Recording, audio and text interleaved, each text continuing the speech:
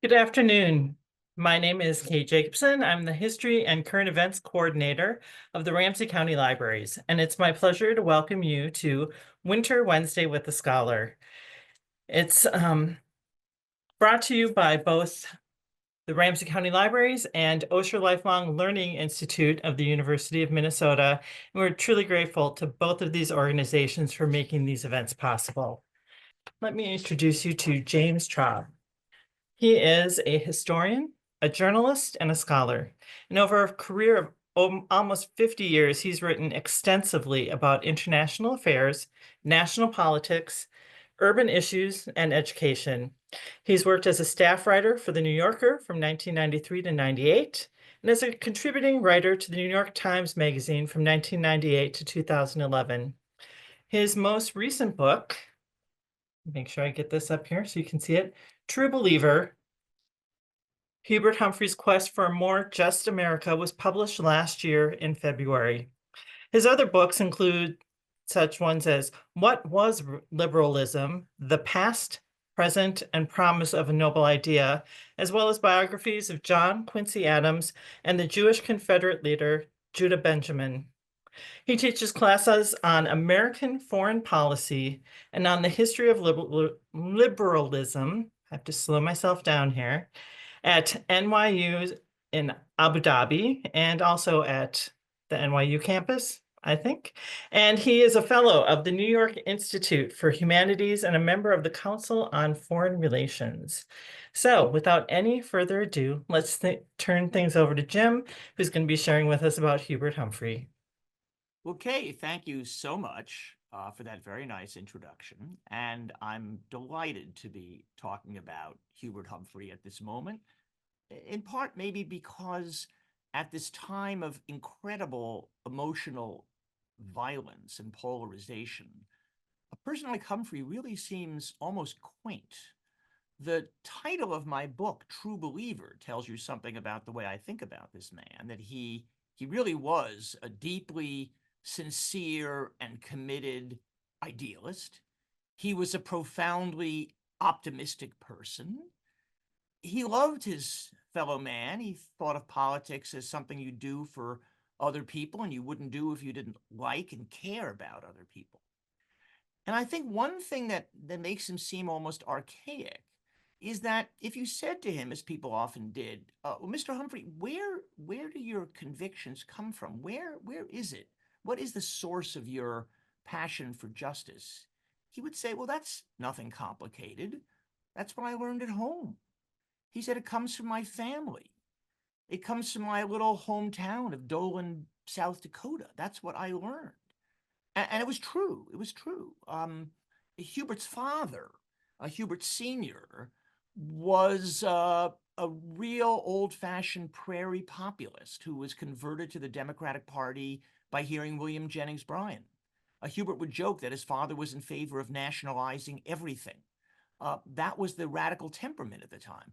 But his father was also a very generous, warm, compassionate man, who once explained his ethos by saying, in our home, high-hatting anyone was strictly taboo, meaning everyone was an equal. Everyone was as good as everyone else. And that especially went for the poor kids who lived at the edge of town, or for the black workers who sometimes came through town working on the road. The moral that he imparted to Hubert was always, these people are every bit as good as us. And Hubert was a churchgoer. His mother was very religious, though his father was not.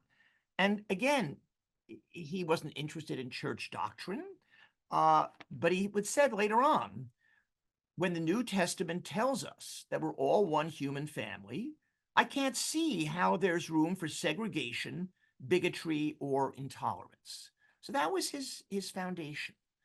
And then there was his life experience. Hubert was born in 1911. The Depression in the Midwest began in the middle of the 1920s when farm prices collapsed. And for many years, Republican presidents didn't do anything about it because they were subscribers to a laissez-faire philosophy that said, you let things happen by themselves and they'll be self-correcting. And of course, they weren't. In November of 1933, the greatest dust storm the Midwest had ever seen tore through South Dakota, destroying farms. People were already flat on their back. They were already going bankrupt. This was the final catastrophe. But by now, Roosevelt was president. And a miracle happened, at least it felt like it. Money to employ people began coming into Dole. Well, he was in Huron, I'm sorry, Huron, South Dakota, began coming into western South Dakota. And people had jobs, and they had jobs at a decent income. They weren't able to become prosperous or get back fully on their feet, but they were able to live a decent life.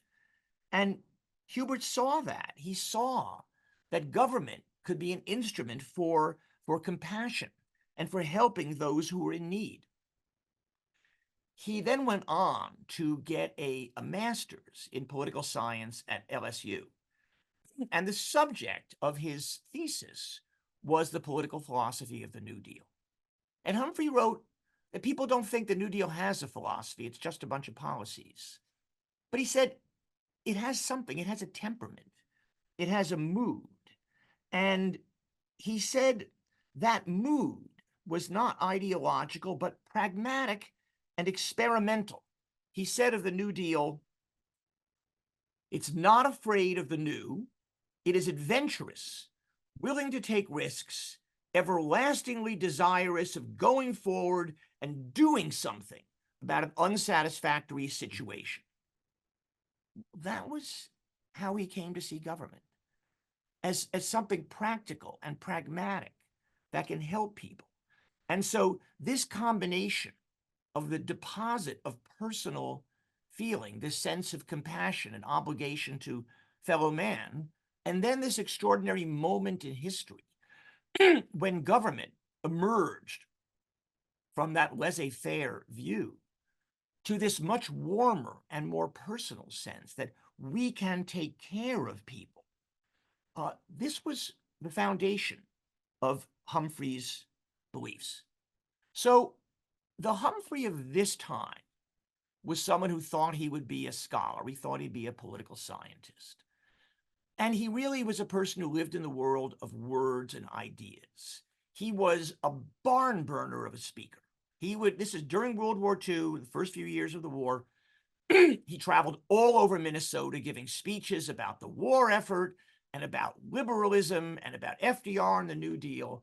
And he would talk for an hour without drawing a breath or looking at a note. And it was like a hurricane. And people were enthralled. I mean, in those days, there wasn't much else to do. Going to hear a speech was a fantastic thing to do. And Hubert was a great orator. And when he ran for mayor, first in 1943 when he lost, he ran for mayor of Minneapolis. And then again in 1945 when he won on the force of his oratory. He talked about the fact that we can do something in Minneapolis. We can get moving. We can change the city. And people thrilled to that. Now, the fact is, the mayor of Minneapolis had almost no power at all, for reasons I don't think I have to go into, but it was the structure of city government. And he really couldn't do very much, but his power came from symbolic actions, and it came from language, from speech, from how we could persuade people.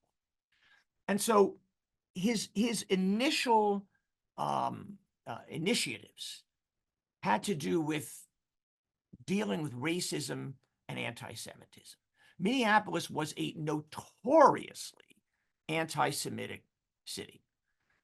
Whether it was more racist than similar Midwestern cities, hard to say. Perhaps it was neither more nor less. It was not a welcoming place for Jews, and there was a large Jewish population, or for Black people, and there was a small Black population.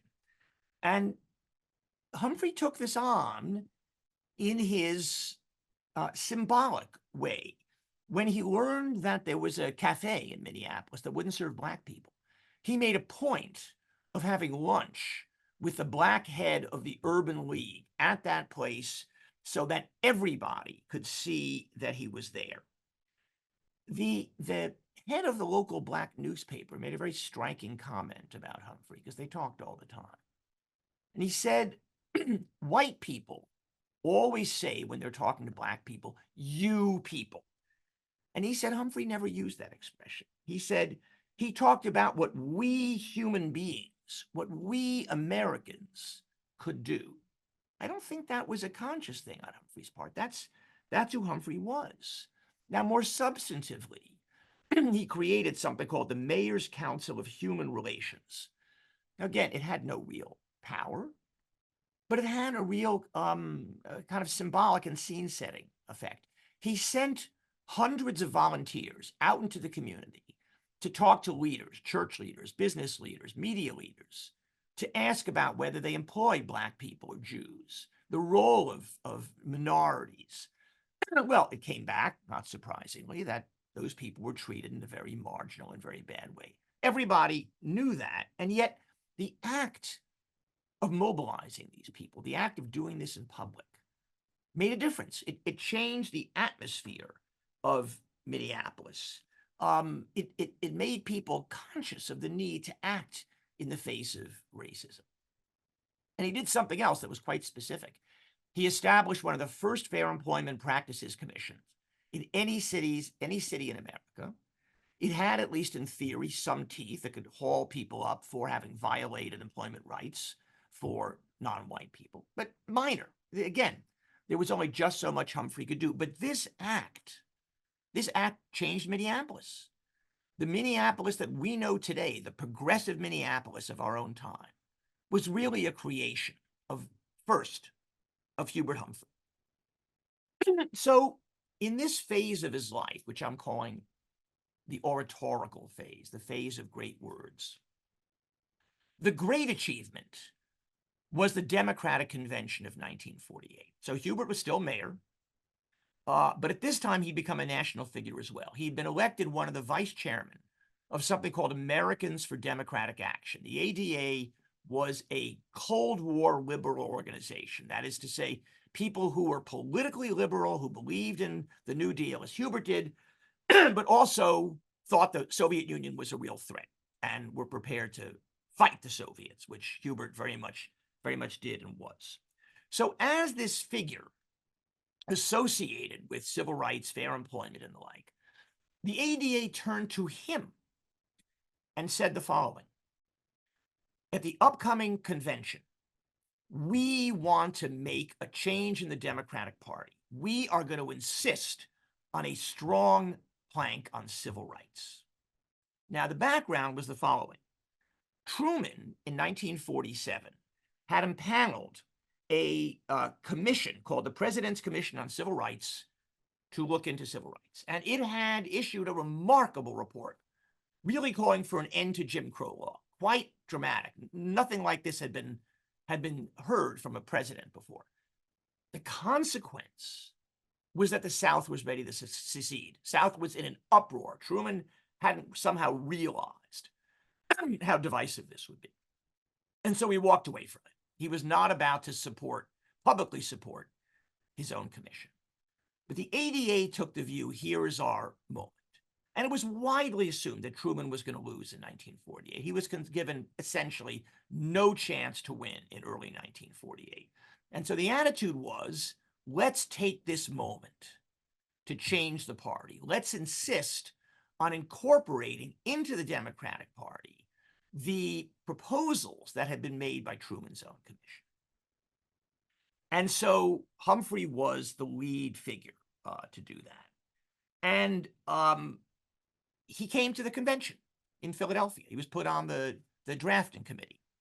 And there, in the drafting committee, he and his Confederates argued for days against the bland, anodyne language that had been adopted in the 1944 platform and said, no, we must change this. The party must change.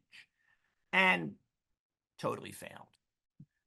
And then the question became, should Humphrey and the ADA submit a minority plank to a vote of the whole convention? Now, this was going to be tremendously divisive.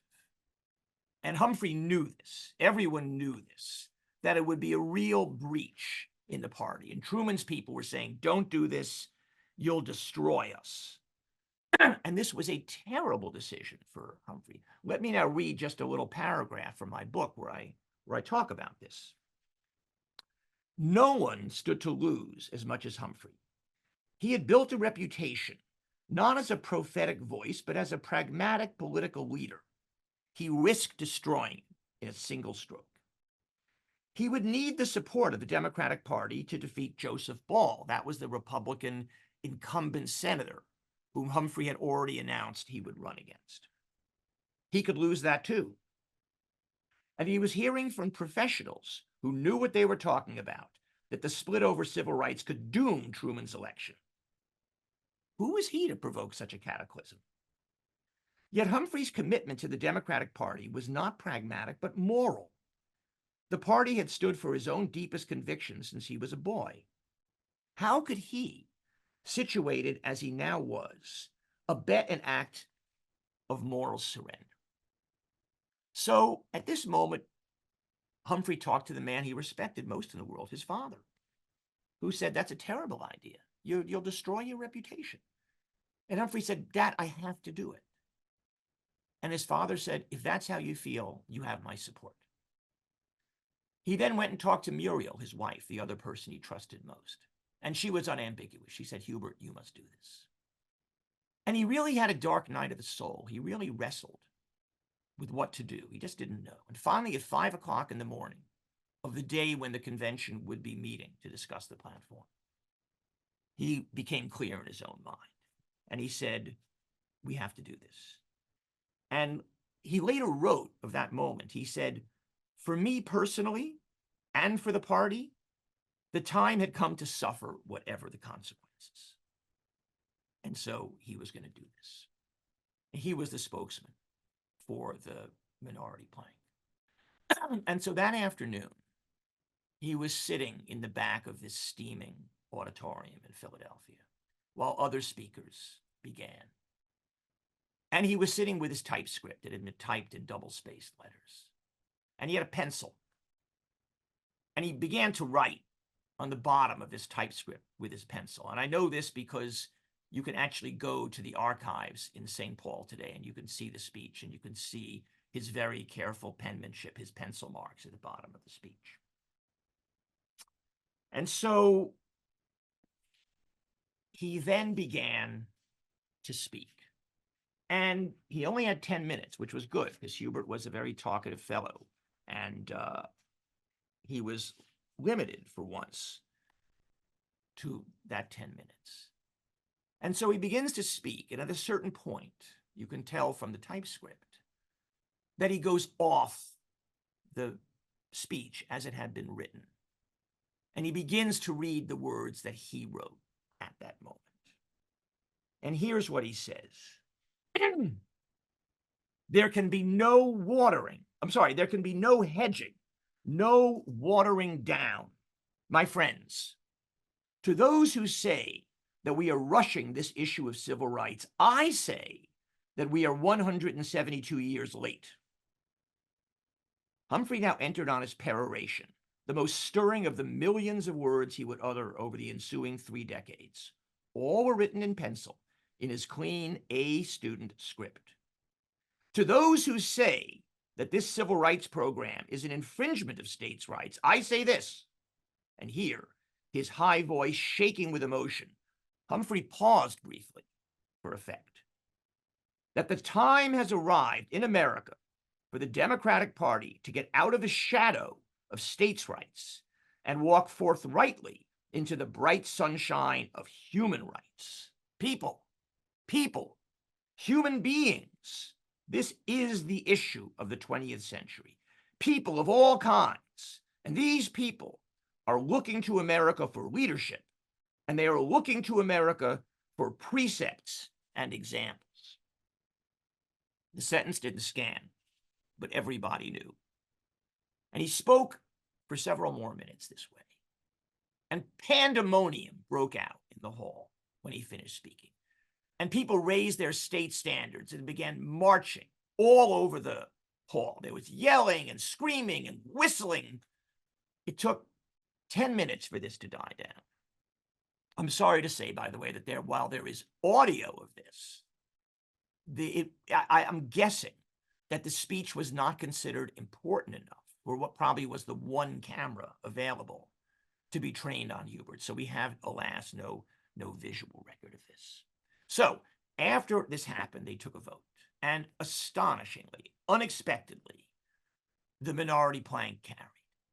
And at that moment, for the first time, despite the united opposition of the South, despite the fears that the South would bolt, the Democratic Party became committed to civil rights as a great cause. The NAACP said the greatest turning point for the South and for America, they described this vote as the greatest turning point for the South and for America that has occurred since the Civil War. And that was literally true. It's hard to believe. It was literally true.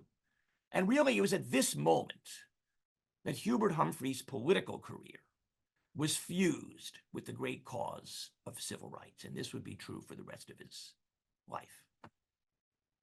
So Humphrey then goes to the Senate. He defeats Joseph Ball. He goes to the Senate. And he is a darling. Time magazine puts him on the cover. He's the #1 liberal in America.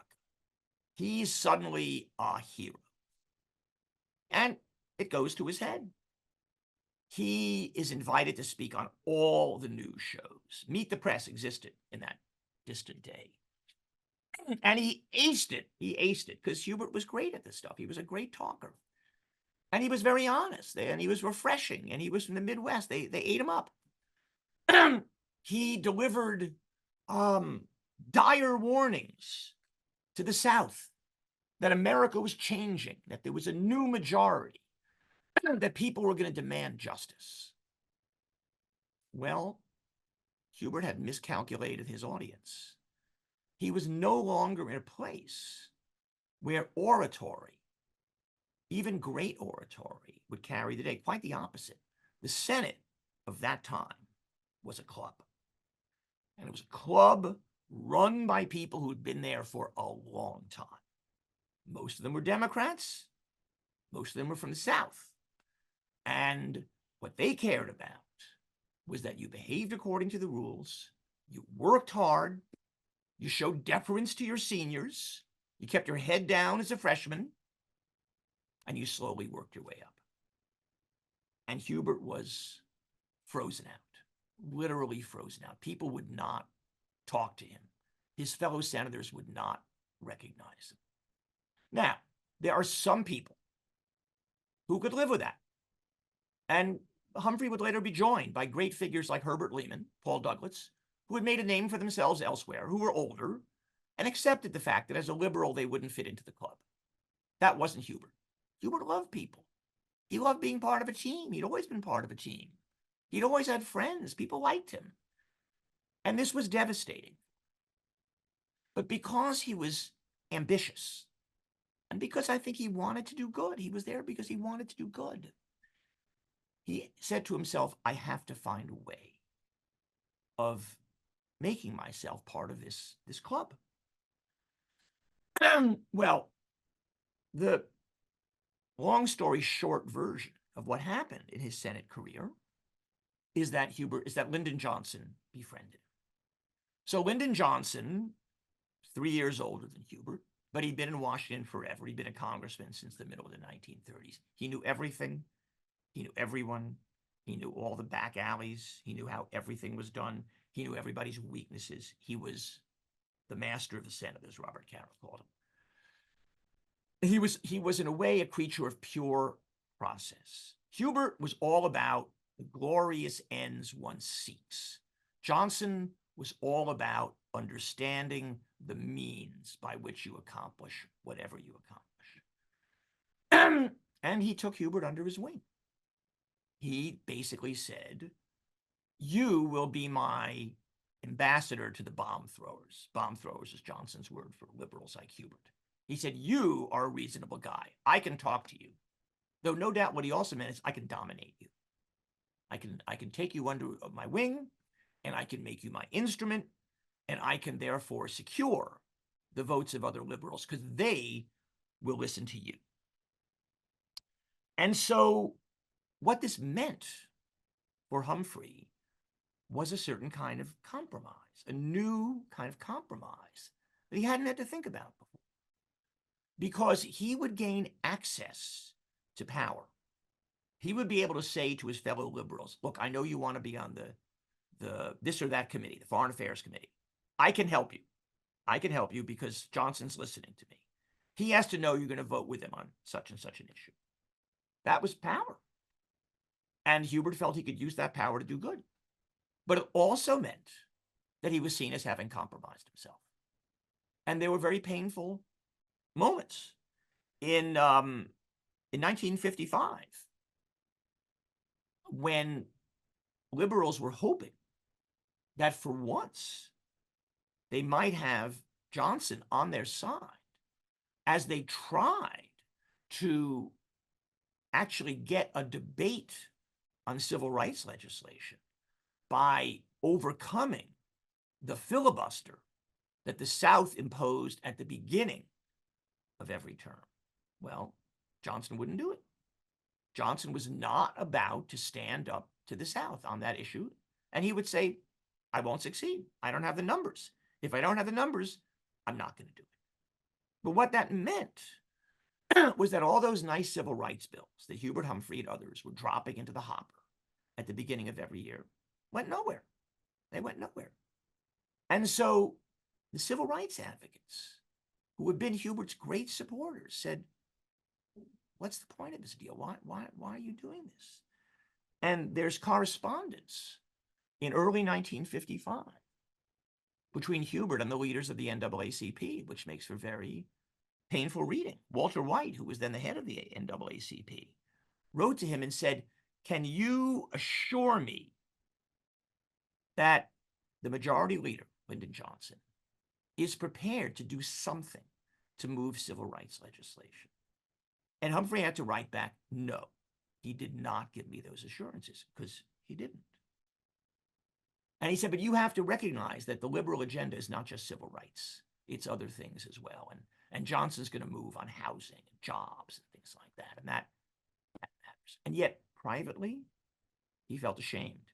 He felt ashamed. He would write to Johnson and say, he would talk about some racist incident in Florida, elsewhere in the South. He said, nobody has said a word about this. Nobody will do anything. And that just says to people, we're not really the party of civil rights. Well, they weren't. They weren't because the party was still controlled by the South. And Johnson, whatever his private views were, would not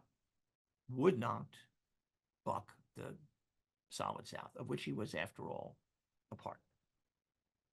So, finally, in 1957, Johnson finds a legislative vehicle that he believes he can water down enough that the South will feel that they can afford to accept it and not filibuster it. So this 1957 Civil Rights Act, which, by the way, was initially proposed by the Eisenhower administration, by Herbert Brownell, the Attorney General, and outflanked the Democrats, which of course was also bad for business. There was a real fear that the Republicans might become the party of civil rights. So the Democrats had to do something. So Johnson waters down and waters down and waters down this bill until essentially there's nothing really important left in it except a provision that allows the Attorney General to seek injunctive relief in the case of violations of voting rights. And there, too, there had to be a whole series of compromises in order to let the South live with it. But Johnson, whose calculations were always right, and who was a genius at picking people off, was able to put the numbers together. And by the way, if anybody wants to read the account of this, it is the great set piece of Caro's book, Master of the Senate. It's an amazing story. And yet, it leads to very little. It's a very modest bill. Now, here's Humphrey's interesting role. Humphrey argues for the uncompromised version of the bill, knowing it's going to fail. It fails. He then tries to strengthen the watered down version of the bill, which in a very minor way he succeeds in doing. But then he has to be the person who will say to the civil rights community, you can live with this. And he says to Roy Wilkins, who has succeeded, Walter White died of a heart attack. Roy Wilkins succeeded him as the head of the NAACP. And he says, Roy, if there's one thing I've learned in politics, it's never to turn your back on a crumb. Not a half a loaf, a crumb, a crumb. Because he believed, Humphrey believed, because he was an optimistic person, that if you get a crumb today, you'll get a half a loaf tomorrow. And if you get a half a loaf tomorrow, you'll get the whole loaf eventually. And Wilkins so totally took on board Humphrey's metaphor that he said, if I had spurned it, we'd be waiting outside the bakery for a long time. So they accepted it, and the 1957 Civil Rights Act was passed. But really, nothing major was going to happen in civil rights until you had a Democratic president and until you had a large enough coalition of liberal Democrats and moderate and liberal Republicans that they could put together 67 votes. At that time, that's what you needed to defeat a filibuster and to vote for what was called cloture. So, of course, in 1960, John F. Kennedy becomes president. But the fact is, Kennedy didn't believe in civil rights. It was not an issue that moved him emotionally. He didn't know black people. And his big issues were foreign policy. Hubert at this time became majority whip. And he had, the Kennedy years for Humphrey were glorious. They were glorious, but not because of civil rights, because Humphrey's agenda was so much wider than this. And so he was able to get through legislation that he had cared about for a long time. The Peace Corps, associated with Kennedy, but an idea that Humphrey had been talking about for a long time. The Food for Peace program, which utilized American-grown crops to send aid abroad. The issue of nuclear disarmament, which Humphrey had been a voice in the wilderness on, starting in the late 1950s when there was no support for it, and ultimately was able to bring home the Nuclear Non-Proliferation Treaty in 1963, a great, great achievement. But civil rights, no. He would bring it up in their weekly meetings, and he would make no progress. And I think it's important to understand that when you think about politics and how politics moves, civil rights legislation happened because the hand of politicians was forced by people in the street. It was the moments in 1963 when people saw Bull Connor of Alabama, Birmingham, setting his dogs on protesters. And when Martin Luther King was arrested and wrote his letter from Birmingham jail, at which point, by the way, John Kennedy felt he had to do something, so he called Coretta Scott King. So one of the first things he ever did. And then the March on Washington. The pressure grew on Kennedy. Humphrey was always the voice, the most important voice inside the Congress, pushing for civil rights. Finally, in the fall of 1963, Bobby Kennedy at the Justice Department put together a piece of civil rights, a meaningful piece of civil rights legislation. And of course, Kennedy is then assassinated in November.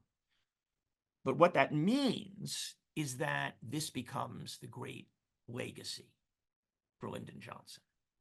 And the part of this story that's about Lyndon Johnson is that Johnson had dreamed of this. Nobody understood this. Hubert thought it. Hubert would always say to people, you don't know Johnson. You don't know his deep commitments. I do. And Johnson proved him right. And Johnson said when he became president, well, in January of 1964, he said, we will do this. And I don't care if nothing else happens. I'm going to tell the South that they can filibuster all they want, but we're going to beat that filibuster. and we're not going to let them beat us this time. So Humphrey was the floor manager of this bill. And he understood from the very beginning that it would be extraordinarily difficult to pass the legislation.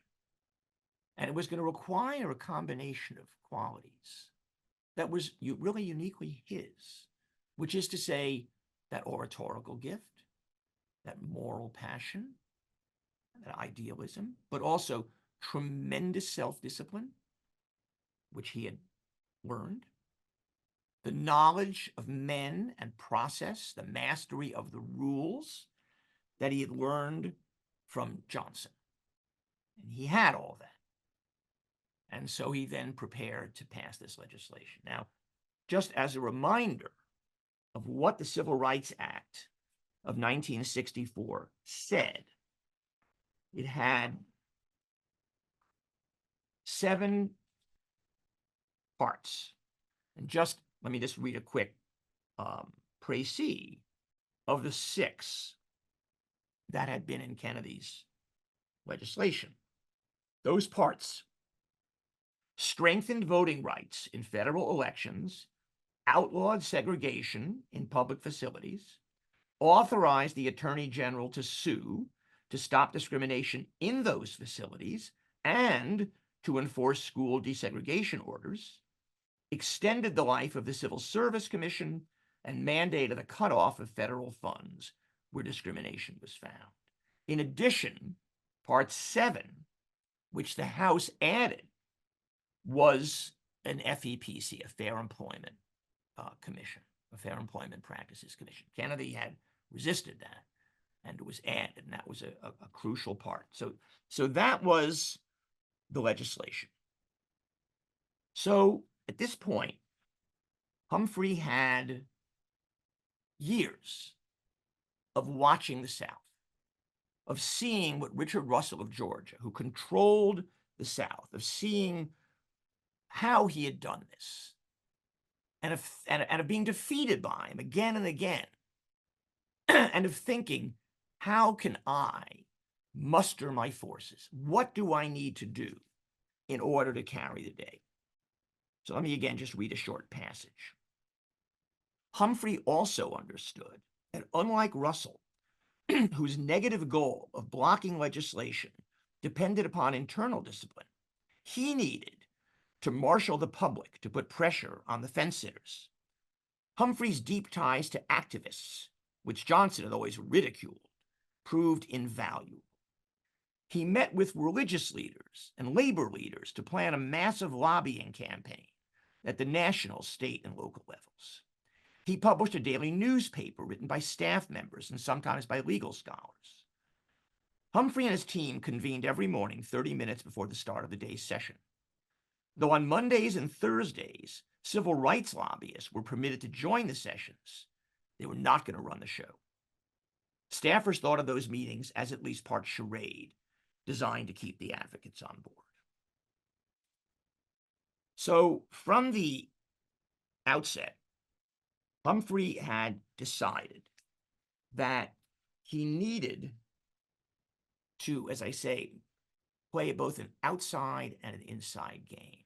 He had to talk about the legislation in order to make the public feel that it was something momentous. And so his chance finally came at the end of March when Russell agreed to allow the Senate to hold a vote on whether the Civil Rights Bill should, quote, be the Senate's pending business. That was quite separate from whether there would be a filibuster. It was now essentially put on the agenda, and that happened. Humphrey took this opportunity to make the affirmative case for the legislation. From March 30th through mid-April, he and his captains explained the bill title by title. This gave Democrats such as Joseph Clark and Philip Hart, and also Republicans such as Roman Fresca and Gordon Allett of Colorado, a chance to enjoy both the Senate spotlight and the media attention that came with it. Humphrey himself kicked off this public seminar with a 3-hour speech introducing the whole bill. He explained the rationale for Title I, which mandated uniform standards for voter registration, by ticking off a list of Southern counties where blacks outnumbered whites, but none, zero, had been allowed to register. In the case of Title II, access to public facilities, he observed that while a popular travel guide for people with pets included many hotels and restaurants where they'd be welcome, a guide published for black motorists showed no place at all in many of those cities where they could dine or stay. 10 years after the Brown decision, he noted in regard to Title IV, no black children were attending school alongside whites in the South. It is, Humphrey observed, nothing short of amazing that the American Negro has been so patient. A sharp reminder to Americans who bristled at illegal sit-ins. Russell began deploying his weapons. On April 4th, a Saturday, one of his lieutenants issued a quorum call. That means that you call for a quorum in the Senate. If there's no quorum, the Senate's adjourned. This was a specialty of Russell. He would make sure to have a quorum call when the Democrats weren't there. Only 39 of the needed 51 senators answered, so session adjourned. Humphrey was furious and publicized the names of the absentees. On the 13th, opening day for the Washington Senators baseball team, and thus an undeclared holiday for Congress, Spencer Harland of Florida called for a quorum, a low blow. Humphrey, at the game, had the announcer page members and sent limousines to pick them up. This time, they mustered a majority. Never again during the debate would the bill's supporters fail to meet a quorum call. So that was the part of the process that Humphrey had to master. Now, meanwhile, there was an inside game going on, which consisted of the following thing. Everett Dirksen was the leader of the Republicans in the Senate. And Everett Dirksen was essentially a business-type, moderate Republican. No interest in civil rights previously. But the center of the Republican Party would listen to Everett Dirksen. If he said, we're with this bill, they were with this bill. If he said they were not, the bill had no chance. They had to get Dirksen on board. Humphrey knew that Dirksen loved the glory of public recognition. He was a very egotistical man. And Humphrey decided he didn't need the credit. If he could succeed in passing the bill by telling the world that Everett Dirksen was its real author, he would do that. And that's what he did. He made a point of going to Everett Dirksen's office, not the other way around. He paid court to Everett Dirksen. When he talked to the press, which he did all the time, he would say, Everett Dirksen is a champion of civil rights. He's a heroic figure. He'll be remembered as the great man of this moment. While all this was going on, he was pressing Dirksen to say, what problems do you have with this bill? Spell them out. Finally, Dirksen said, okay, I've got 74 problems, which sounded, of course, like a catastrophe, but it wasn't. It wasn't. They were almost all technical, because at that point, I believe Humphrey had made Dirksen want to be that hero. He wanted to be part of the success, not part of the failure. And so they spent long weeks having this discussion. Humphrey got the Justice Department, well, let's just say the Justice Department agreed to rewrite the bill in order to satisfy these 74 technical issues. The civil rights people at this point were freaking out because they think Humphrey is compromising with Dirksen. Johnson was worried because Johnson had said, I'm not going to compromise, though actually what Johnson really said is, I'm not going to compromise until I do. Thought he might have to. But Humphrey said, be patient, be patient.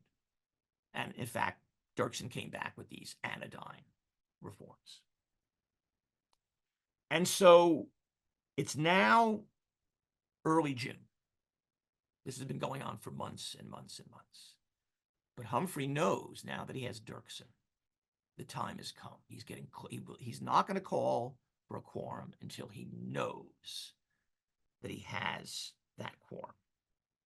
And finally, on the night of June 9th, he goes to Johnson and says, I've got it. I've got 68. And Johnson never trusted Humphrey. He said, what do you mean? Do you have this one? Do you have that one? And Humphrey says, I have them. And then he went back. Midnight, he went back to his office, back to the phone. He calls this one, he calls that one. And by the next morning, he knows he's got 71. He's got 71 people. And so the final speeches are made.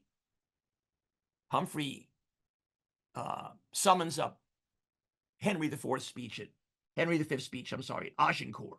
He says, you will be able to tell your children that you were here on this day. And again, let me read from the book. Then the question was put, is it the sense of the Senate that the debate should be brought to a close? The clerk read out the roll in almost perfect silence. The newsman, Roger Mudd, receiving word from a reporter inside the hall, ticked off each vote for a nationwide audience. Claire Engel of California, dying of a brain tumor, was wheeled into the chamber, where he had not appeared in months. Engel tried, but failed to raise his arm. Instead, he pointed to his eye, and the clerk called, aye. When John Williams of Delaware cast the 67th vote, Humphrey threw his arms over his head in triumph. In the end, 71 senators voted for cloture. The first time in history the body had ended a filibuster over civil rights by vote.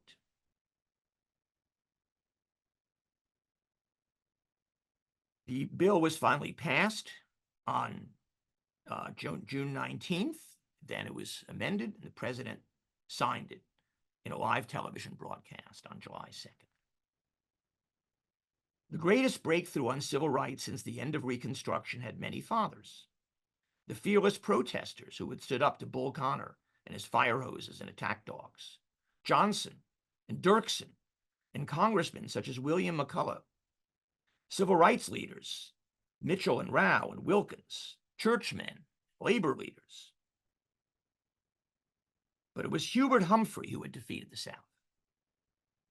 Congressional Quarterly ascribed the victory to Humphrey's, quote, masterful day in and day out perseverance, and sharply contrasted his organization, patience, and good humor to Richard Russell's intransigent failure to find compromise when and where it might have been possible.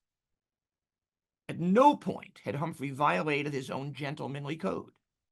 The South had no reason to feel ill-treated. It is, in fact, remarkable to see how often his opponents lavished praise on him, even in the midst of bitter disputes. At one point, when Russell Long implored Humphrey to give the other side a chance to talk, John McClellan of Arkansas, an ardent segregationist, who had in fact been waiting to speak, blurted out, I'm in favor of his speaking daily, repeatedly, and thereafter, because he's always helpful and always informative, even if we do not agree with him. Hubert Humphrey, who worried so much about falling short of the high standards set for him by his father, must have known how very proud Hubert Humphrey Sr. would have been. So that's 1964. Humphrey, of course, goes on to be Lyndon Johnson's vice president, to run for president against Richard Nixon and, of course, lose. He returns to the Senate as an honored figure. But I want to stop at that moment because I feel like that is the moment when everything that Hubert Humphrey was came together for this astonishing achievement. So, thank you very much.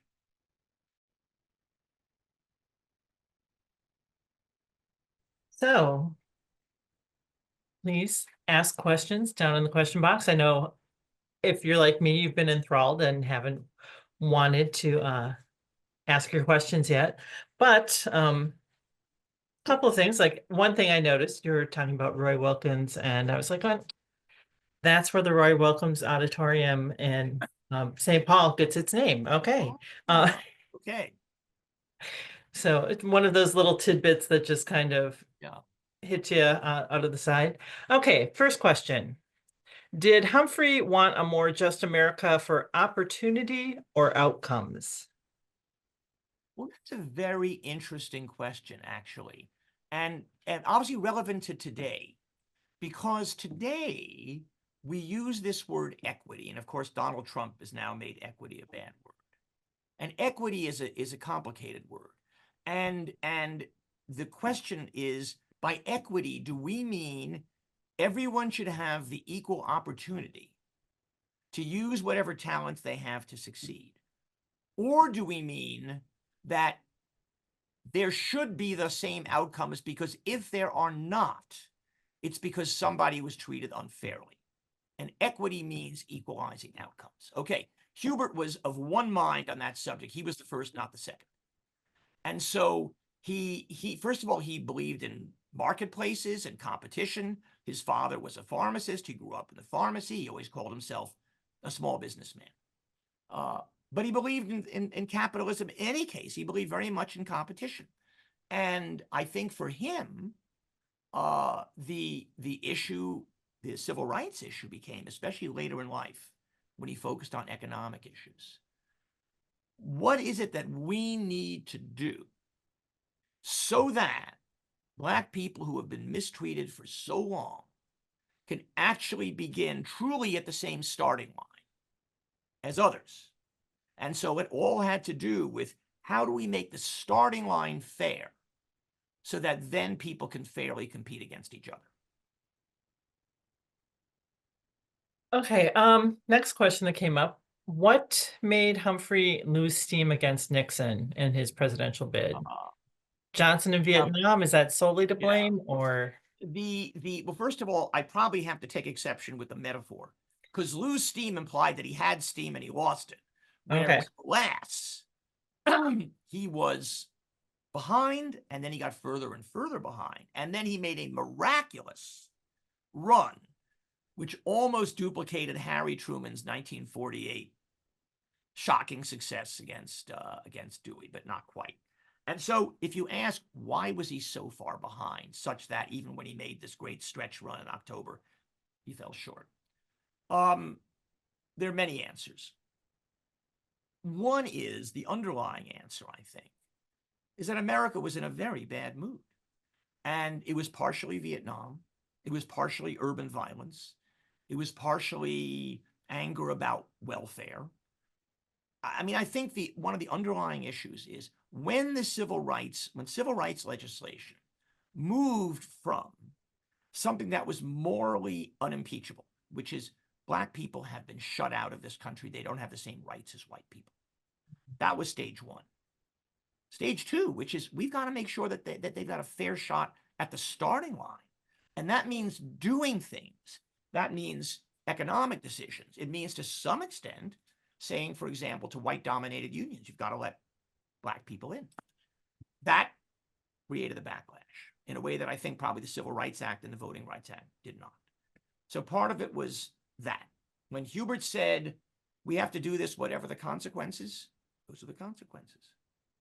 But I think you add to that a sense that things are out of control. The Supreme Court is too liberal. They're letting criminals go free. The cities are in flames. My wife can't walk down the street without fear of violence. That state of mind became very powerful. So there's that, and then there's Vietnam. And the Vietnam part is, Johnson would not let Humphrey break from him. Humphrey knew he had to break from Johnson, not because Americans were on the left. That's a misconception. They weren't. It's because Hubert was seen as not his own man. He was seen as a puppet. He was seen as a weakling. He had to break with Johnson, and Johnson wouldn't let him. And so by the time Humphrey did that, in the very end of September, it was too late. And so all these things came together. If anything, it's remarkable that the election was as close as it was. So yeah, I think that's so true of any president and vice president. Why do you bring your vice president candidate in? It's to bring in voters that you wouldn't get yourself. And that's why Humphrey is so much his own person there. Okay, that's just me on that. But if Humphrey were alive today, what would he think of the state of the current Democratic Party, do you think? Is it a party that's lost the support of the working class and is losing the very minorities that he championed? Well, let me start by trying to answer what would he think about our politics today? Yeah. Just think of that moment I described in the end, when someone who could not have been more opposed to Humphrey's politics, John McClellan, says, I love hearing this man talk. Let him Mhm. talk. He's a great guy. What world is that?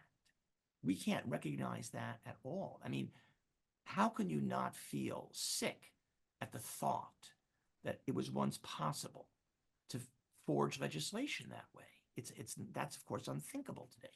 So that's the first thing I would say. You know, Hubert was such an optimist and a believer about people. I think he'd be just crestfallen to see how bitter and ugly our politics are. The specific question about the Democrats, Humphrey realized in the aftermath of the 68 loss that the party had headed in a very dangerous direction. He said, we are saying to white working class Americans that politics means helping those other people, helping Black people. It means you having to make sacrifices of whatever kind because you've been unfairly advantaged and Black people have been disadvantaged. He said you can't win that way. You can't talk to people that way. And so when he came back to office in the 1970s, he stopped talking about fair employment and started talking about full employment. He said we need an economic message that transcends race, that speaks to everybody. And full employment became his great cause, and ultimately was embodied in what's called the Humphrey-Hawkins Bill, which was signed by Jimmy Carter in 1977.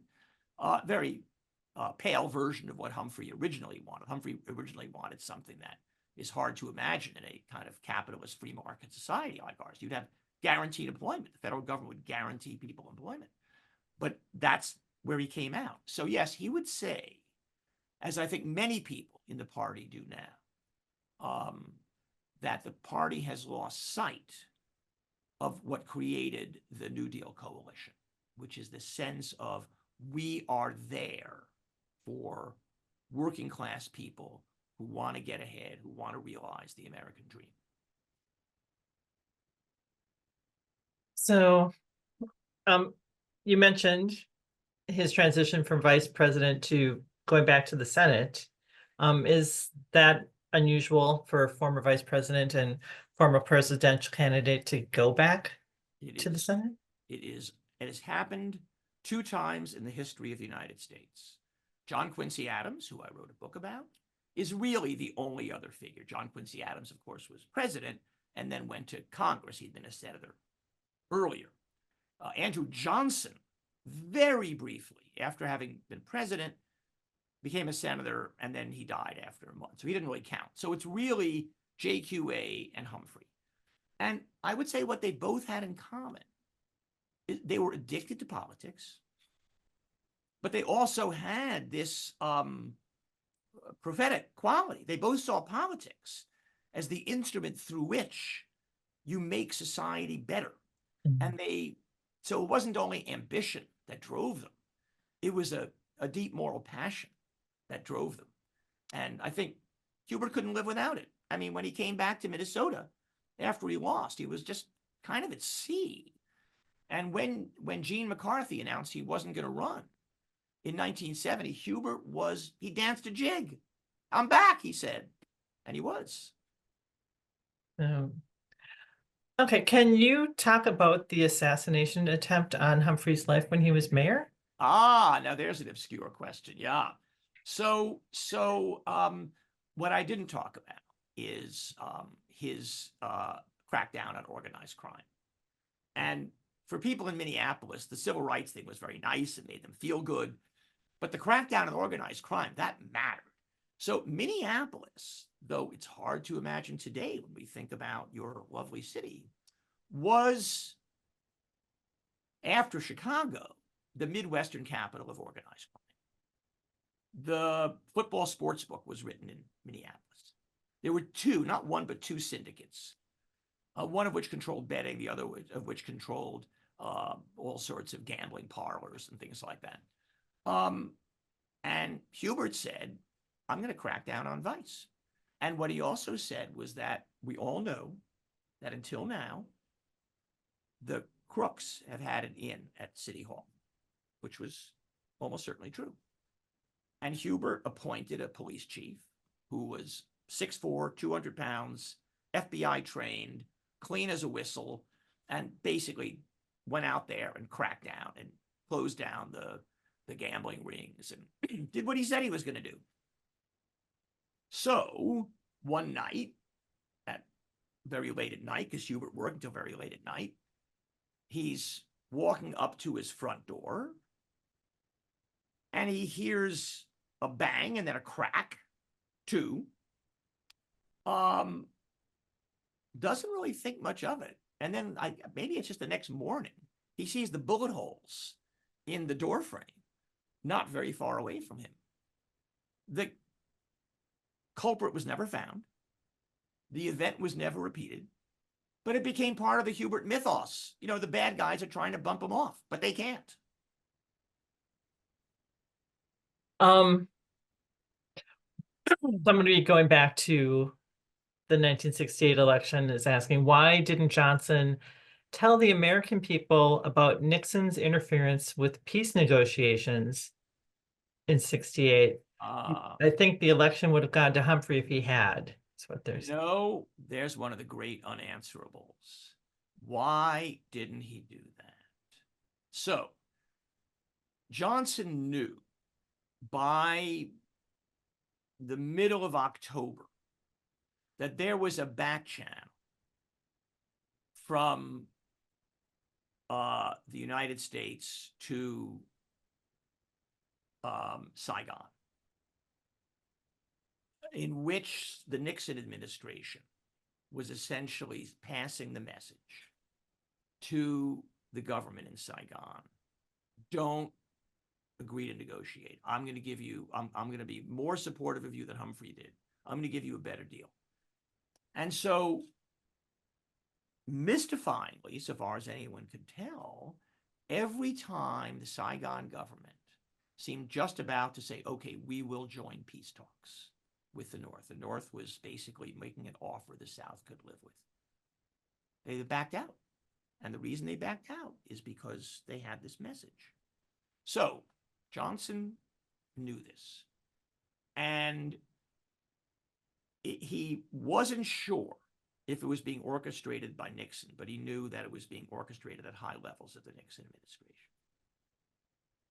That was absolutely clear by, I don't know, let's say October 25th, something like that. So why didn't he say anything?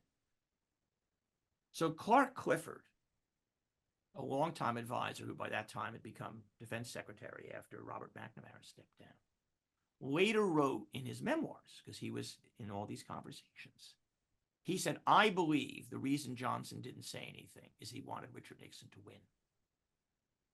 And I think that's clearly true. The way that Johnson spoke to Nixon throughout the campaign was thoroughly respectful, because Nixon never, ever, ever sought to criticize Johnson's Vietnam policy, and basically said, insofar as he said anything, which he hardly did, that he would carry on Johnson's policy. Johnson didn't trust Humphrey. He thought Humphrey basically is a peacenik. Whatever he says, he's a peacenik, and he's going to cut and run. And so he thought it would undermine his policy. And at some more primal level, he couldn't bear to let Humphrey win.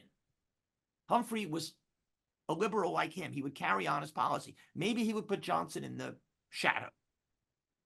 And then he had always treated Humphrey so scornfully that he just didn't have respect for him.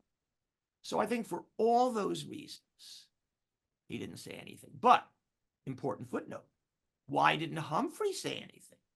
So by about October 29th, about a week before the election, Humphrey knew. And Humphrey's attitude was, first, I can't believe Richard Nixon is doing this. We now know that he was. We have memos that make it clear that he was. Humphrey just thought, that can't be. He's an honorable man. He would never do that. Then he thought, if we do that, it'll be clear that we have access to wiretaps. And that would seem wrong. Different era from today. And then finally, I think by that time, he thought he was going to win. He thought he was going to win, and he didn't need to do it. And so he didn't do it. Okay, sorry, I went black there for a moment. Dark, I should say. What are your thoughts on the filibuster now? Is it possible to get closer the same way Humphrey helped to achieve previously, or? No, it's, this is, of course, the filibuster is not written in the Constitution. It's a rule that the Senate has. And it's a terrible rule. Of all the rules that either party has, this is the worst one. Because it means that the number is no longer 2/3, it's 3/5. You need 60. Well, there was a time in American political history when one party very often had 60. That party was usually the Democrats. Well, we're not in that time anymore. Now we fight for every single one, and it's always 51-49, 52-53, not more than that. Well, if that's true, it becomes almost impossible to pass major legislation unless you can find ways. There are certain ways around the filibuster, which Biden himself used actually when he passed his major legislation. So no, I mean, if we believe that democracy at bottom is majoritarianism, is rule by a majority, the idea that one of the two branches of Congress should have this supermajority requirement doesn't make any sense. And it really prevents large-scale things from getting done. So neither Humphrey nor anybody else could do anything about it. And I think that's a terrible misfortune. And I was going to say, what would it take to change that? Well, obviously, it would take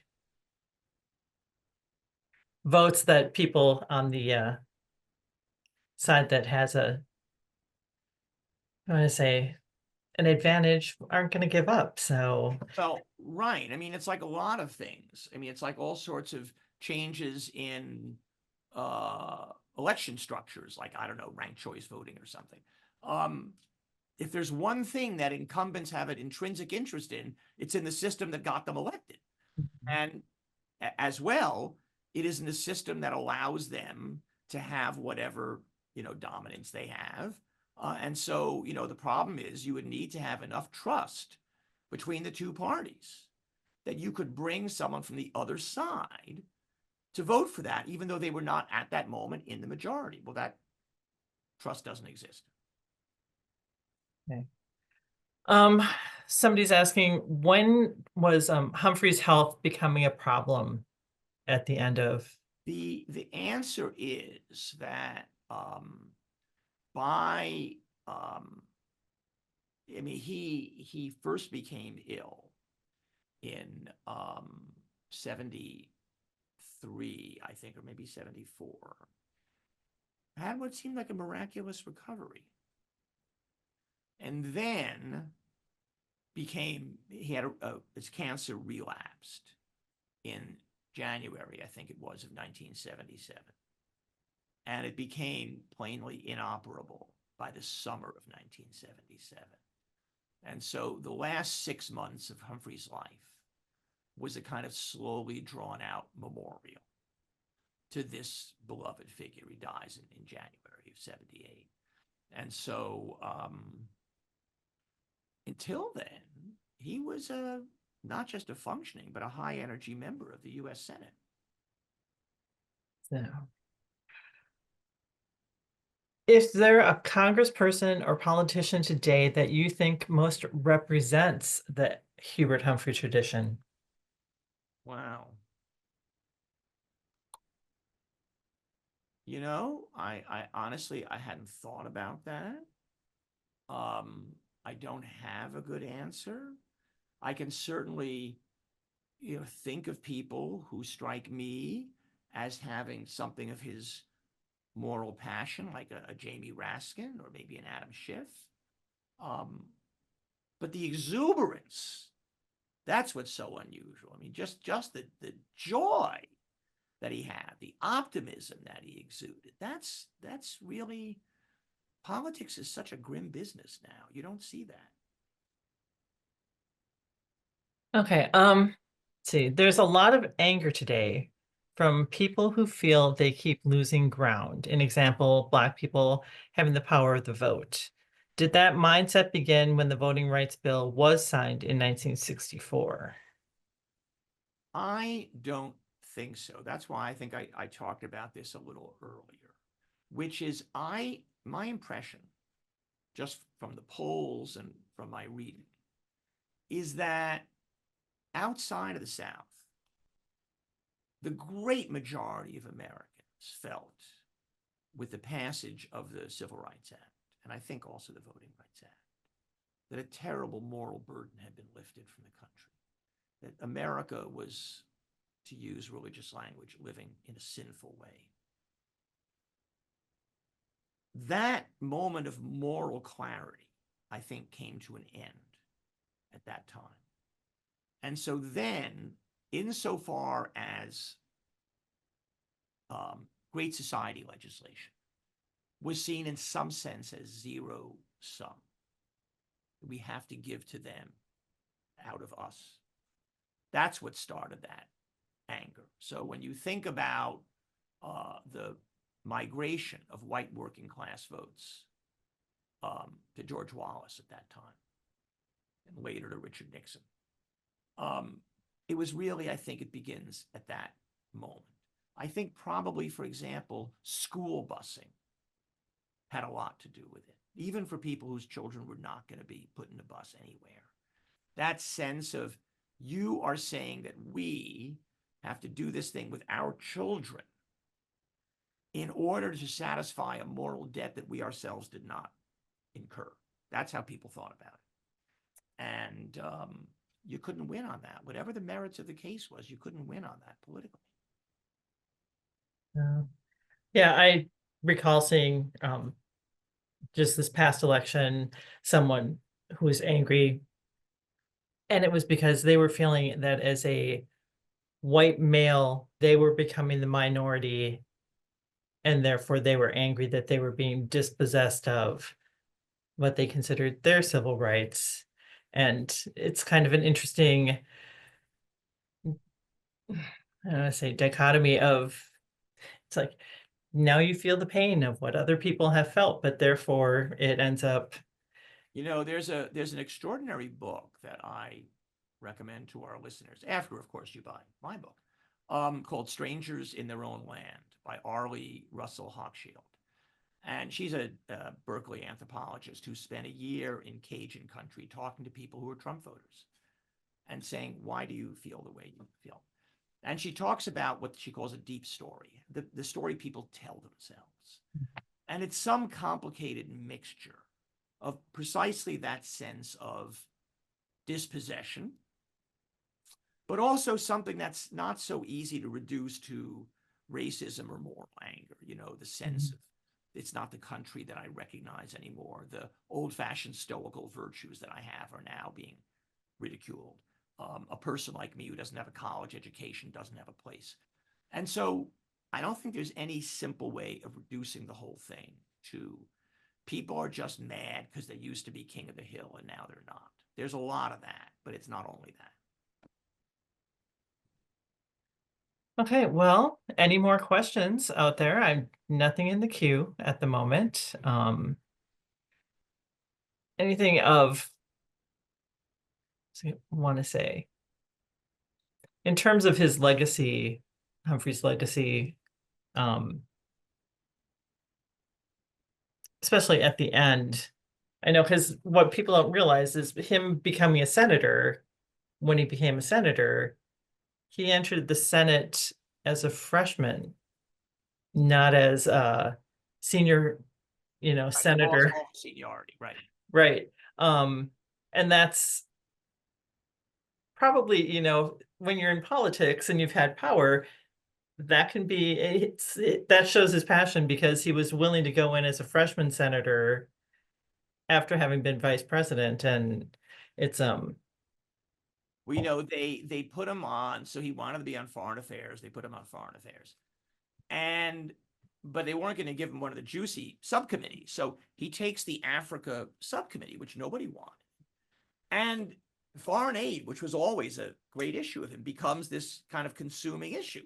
And he becomes the indispensable force on foreign aid issues. And you can read the transcripts of his calls with Henry Kissinger. So Henry Kissinger, by then Secretary of State, finds that he needs Hubert Humphrey in order to pass the foreign aid legislation, which, of course, for the Nixon administration, a lot of it was Southeast Asia. And so they're dickering. Okay, I'm going to give you this on Southeast Asia, but I want this for Africa. And even though Hubert Humphrey was this freshman member, just by force of character, he was an indispensable member. no. And someone's asking for the name of the book again. So go ahead and promote. I believe it's True Believer, Hubert Humphrey's Quest for a More Just America.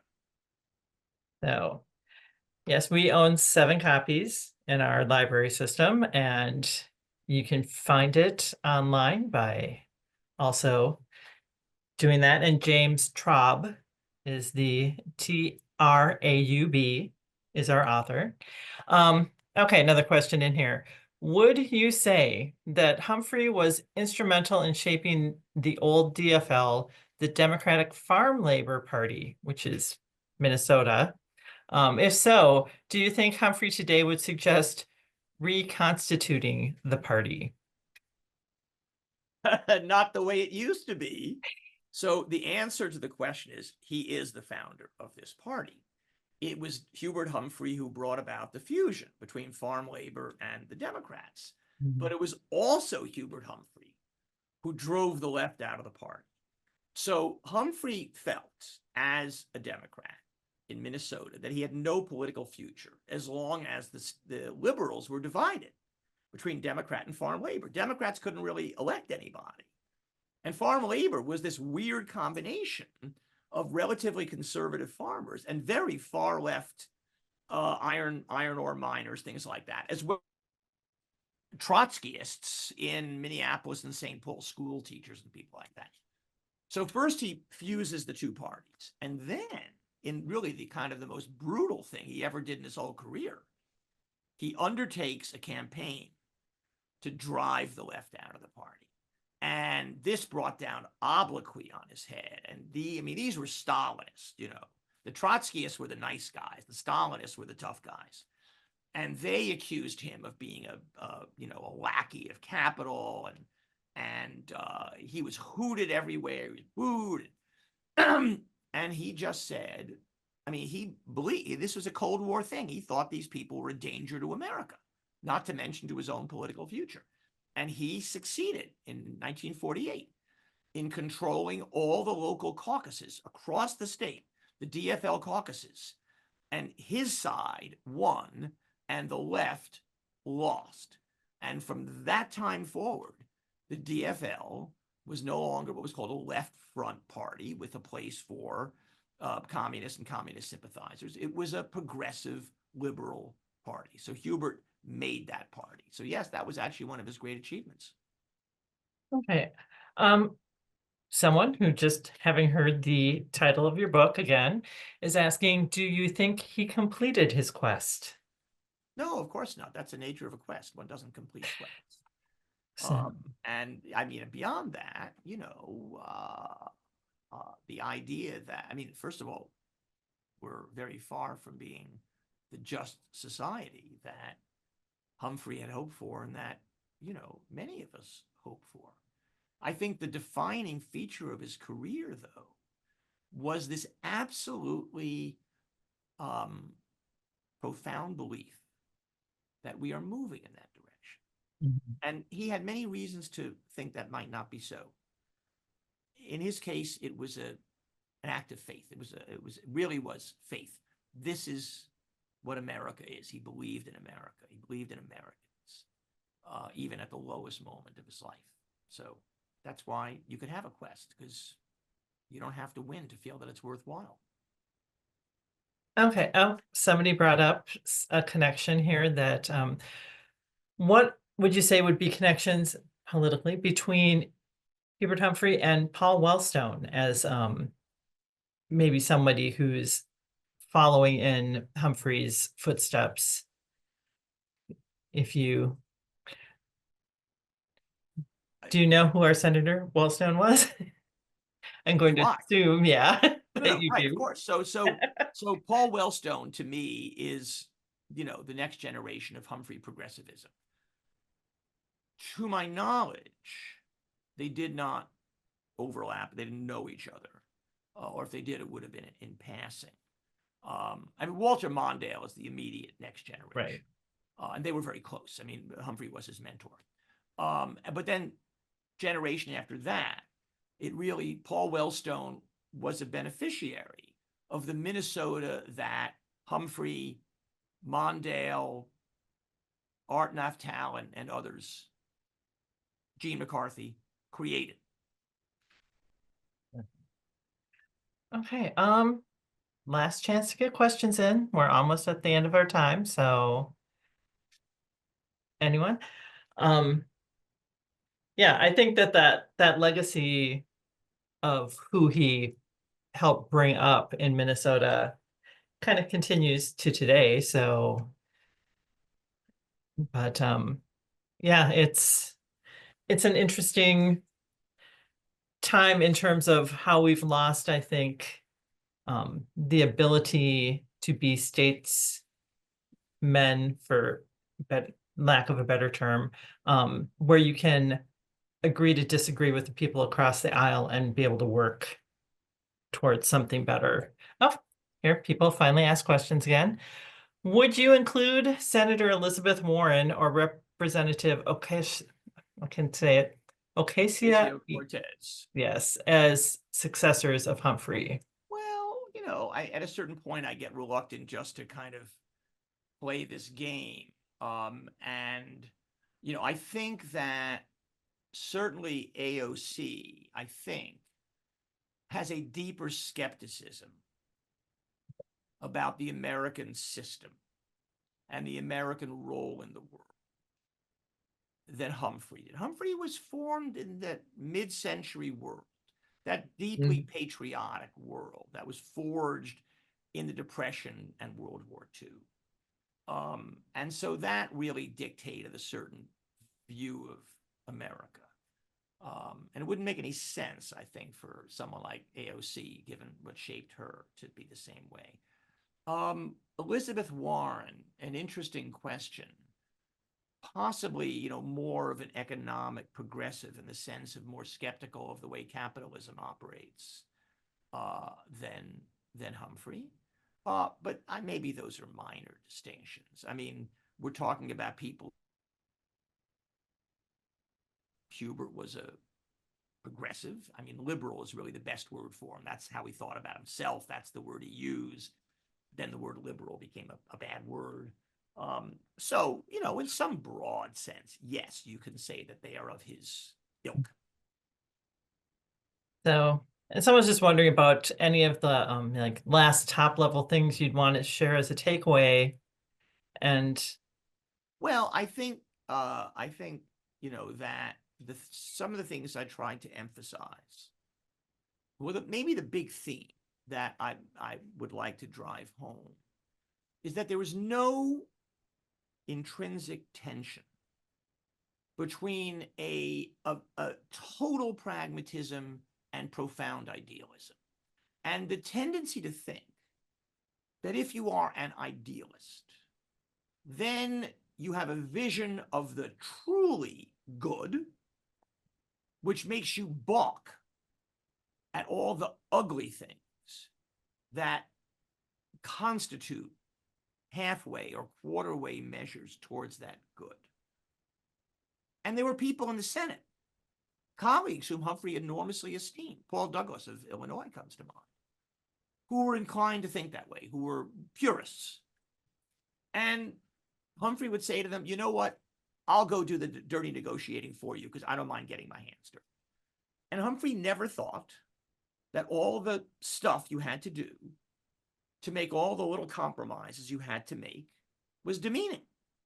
He didn't feel that it was a kind of moral failure that he had to defend. He thought, no, this is the path. And as long as you believe that the path is leading to something better, then you are not demeaned by making those compromises. And he always believed the path was leading to someplace better. Yeah, I think when somebody, the question about did he accomplish his quest? Well, it's like, no, it's an ongoing journey. The path is versus a final destination of that, because obviously we have switchbacks in our road. That's a nice way of putting it.